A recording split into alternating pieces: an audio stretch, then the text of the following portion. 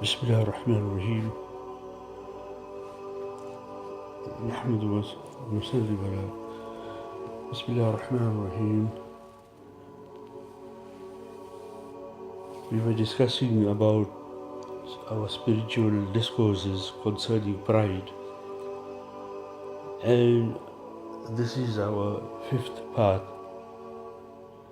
Allah subhanahu wa ta'ala dislikes strutting. Muhalla bin Mughira was in the army of Hajjaj. Once he passed Mutraf bin Abdullah strutting in elegant clothing. Mutraf told him, O servant of Allah, Allah does not like this walk. Mutraf retorted, Do you know who I am? Mutraf replied, I know you very well. You were originally a drop of dirty fluid and will soon become a stinking corpse. At this point in time, you are carrying a load of excrement with you. After hearing this, Mutlaq changed his walk. How wonderful a method of explaining. And here we understand something, that people, unfortunately, due to pride and arrogance, they can even change their method of walking, talking. You see it in these days, that when you go to a person's office, he will speak on the phone with utter pride and arrogance. And when he then addresses you, he will speak from a platform. And if you see people walking, and Allah Azza wa Jal refers to this in Quran Kareem, as if to say they walk and the earth is going to split.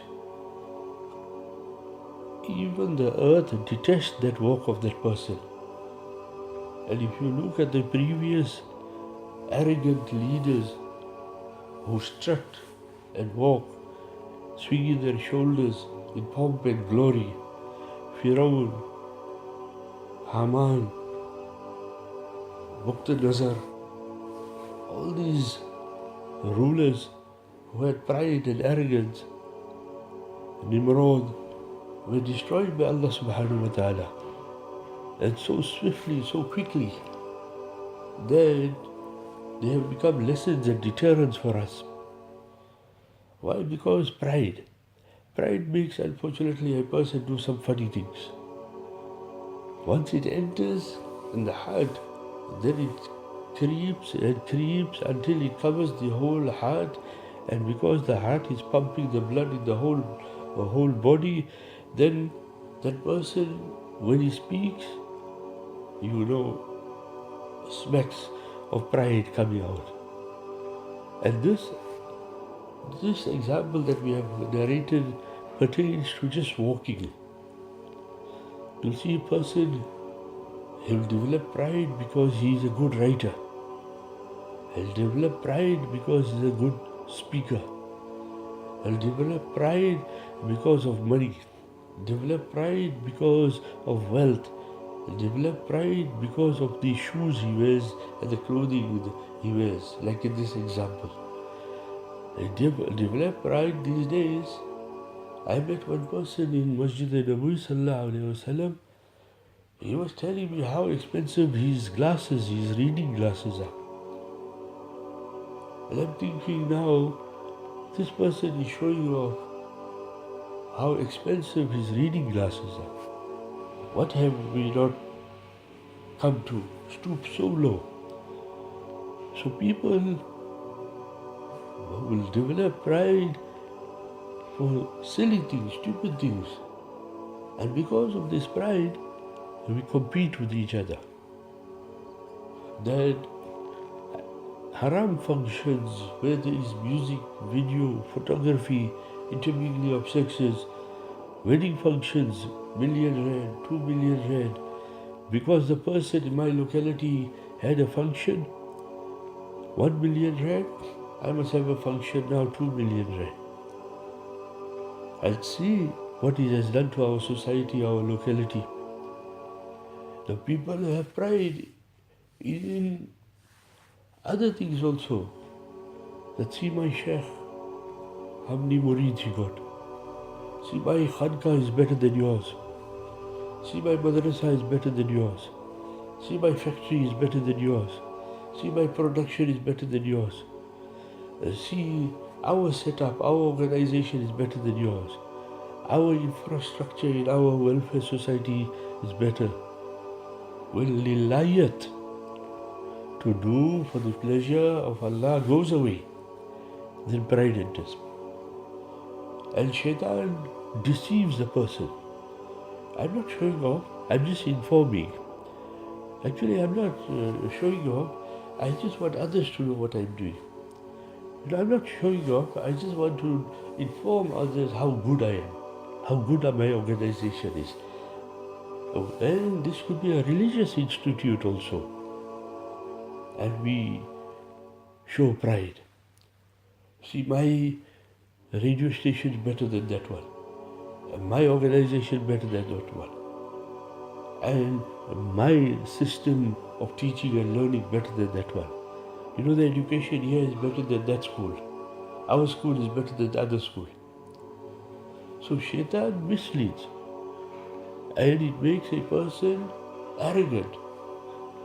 That's why you find when you go sometimes to a person who came back from Umrah, at those days Hajj, when it was free, we could go anytime. Free meaning no visa quota. Then you'll see that person tell his son, can you bring the Zamzam from that container which I bought 15 years ago, you know, on my 15th Hajj and on my 20th Umrah, when I went, I brought that container, could you please bring it? So informing us nicely that, you know, I made 15 Hajj or I made 20 Umrah. Why this? How this developed? Shaitan is cunning, deceptive, and he fools mankind into believing that, see what I am saying, what I am doing, this is absolutely correct, that no, I can inform the public, you know, I went Umrah upon Umrah. You meet people, they tell you, no, Mufti Sahib, every year, Ramzan, I go for Umrah. Every year for the last 20 years. But when you look at this person, Islam hasn't touched him yet, nor his family. But he's boasting. And see the answer Mutraf Rahmatullah Alayhi gave. I know you very well. Meaning I know mankind very well. I know human beings very well. And what he knows about them, which is in front of us but we haven't realized it. You were originally a drop of dirty fluid. Meaning what he's saying, that see where you came from. You came from semen, which is najas. And when semen comes out of the body, then ghusl becomes faraz. Ghusl becomes obligatory because this fluid has come out of the body, and now from whom it came out, that person has to make ghusl. Now he is under janabat. The laws of janabat apply to this person. And this person, he cannot read now Quran even. He cannot touch Quran. He cannot make salat. He cannot make tawaf.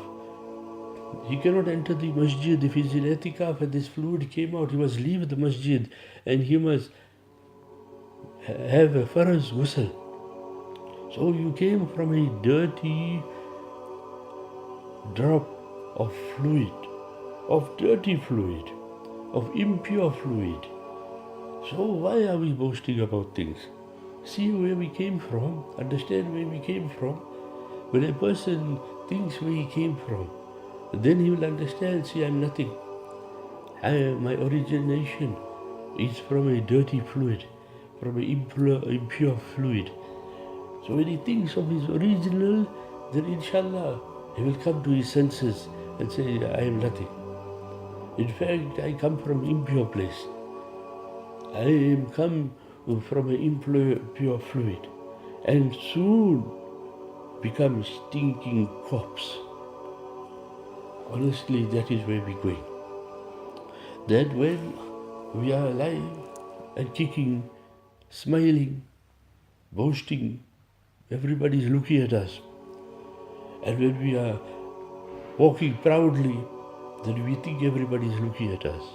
But you don't realize how many evil eyes looking at you, and what jealousy you are creating, what enmity you are producing, and what hatred you are creating by your proudness and because of your boasting qualities.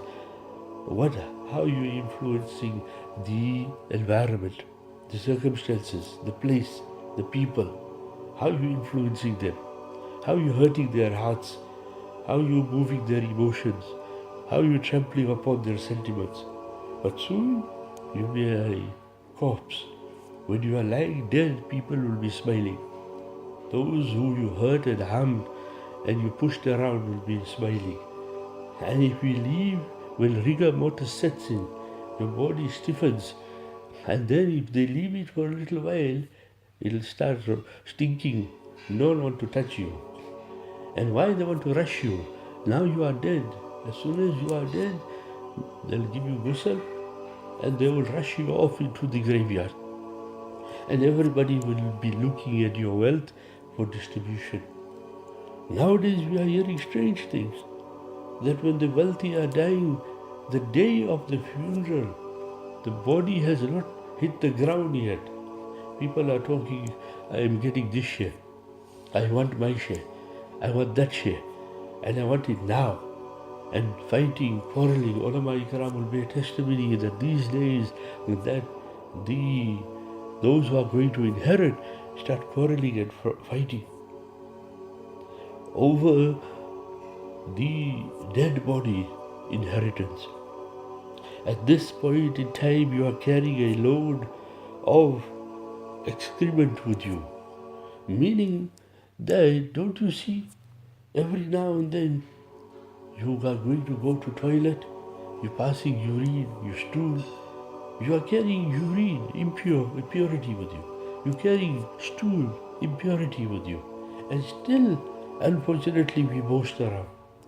We don't look where we came from. We don't look what we carry.